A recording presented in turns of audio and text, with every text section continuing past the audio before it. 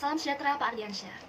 Indonesia Yes, Demi Oken, KRI Harga Mati, cintai produk-produk Indonesia. Saya Felicia Tono dari kelas 11 IPA 1 SMA Musakti. Pada kesempatan kali ini akan mempresentasikan tugas psikomotorik mengenai pelanggaran HAM berat di Indonesia, yang salah satu contohnya adalah tragedi Trisakti. Pelanggaran hak asasi manusia memang bertentangan dengan hukum yang berlaku di Indonesia. Akan tetapi masih banyak kasus pelanggaran HAM di Indonesia. Salah satu contohnya adalah tragedi Trisakti yang terjadi pada tanggal 12 Mei 1998.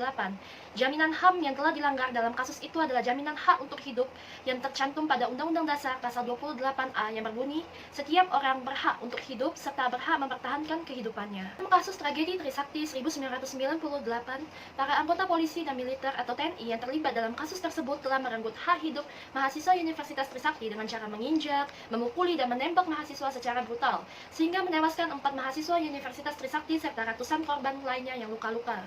Mereka yang tewas adalah Elang Mulia Lesmana, Heri Hertanto, Hafidin Royan, dan Hendriawansi. Mereka tewas tertembak di dalam kampus, terkena peluru tajam di tempat-tempat vital seperti kepala, tenggorokan, dan dada. Berikut cuplikan videonya.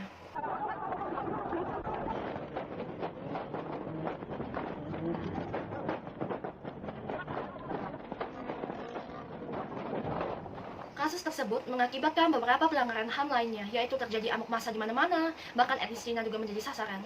Selain membunuh, juga terdapat tindakan pemerkosaan dan pelecehan seksual terhadap mahasiswi. Hanya dari sebuah kasus yang melanggar satu bahkan lebih jaminan hak asasi manusia saja dapat mengakibatkan pelanggaran HAM yang lain.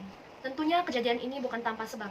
Faktor penyebab terjadinya tragedi Trisakti 1998 adalah ekonomi Indonesia yang mulai goyah pada awal 1998, terpengaruh oleh krisis finansial Asia sepanjang 1997 hingga 1999. Mahasiswa pun melakukan aksi demonstrasi besar-besaran ke Gedung Nusantara untuk menuntut Presiden Soeharto turun dari jabatannya.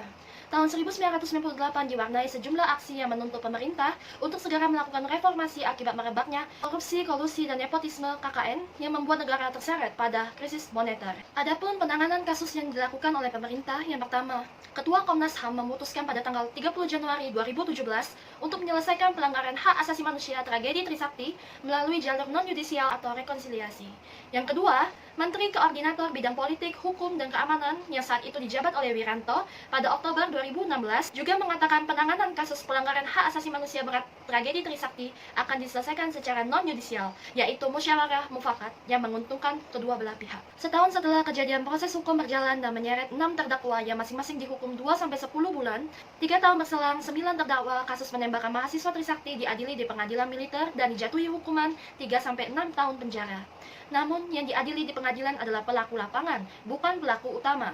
Penyelesaian yang terakhir adalah Presiden Soeharto memutuskan untuk mengundurkan diri dari jabatan Presiden Republik Indonesia pada hari Kamis 21 Mei 1998. Jadi, kesimpulan saya mengenai peristiwa tragedi Trisakti tergolong salah satu contoh pelanggaran hak asasi manusia berat karena memenuhi kategori pelanggaran HAM berat yang terdapat pada pasal 7, 8, 9 Undang-Undang Nomor 26 Tahun 2006, yaitu kejahatan terhadap kemanusiaan seperti pembunuhan, penyiksaan, penganiayaan terhadap suatu kelompok, dan pemerkosaan. Kemudian, pendapat saya pribadi mengenai penanganan kasus tragedi Trisakti yang dilakukan oleh pemerintah belum sepenuhnya adil. Perbuatan yang dilakukan aparat keamanan dalam mengamankan massa aksi sangatlah tidak etis, sehingga demi tegaknya keadilan hak asasi manusia di Indonesia seharusnya diselesaikan lewat pengadilan HAM, bukan melalui cara musyawarah mufakat. Tentunya, kita tidak bisa membiarkan kasus seperti ini terjadi lagi dan lagi. Penegakan hukum untuk menjamin perlindungan dan pemenuhan hak asasi manusia dapat dilakukan dengan memberikan sanksi tegas kepada pelanggar hak asasi manusia, serta penegak hukum juga harus bertindak jujur, adil, tegas agar dapat meminimalisir kasus pelanggaran hak asasi manusia yang terjadi di Indonesia.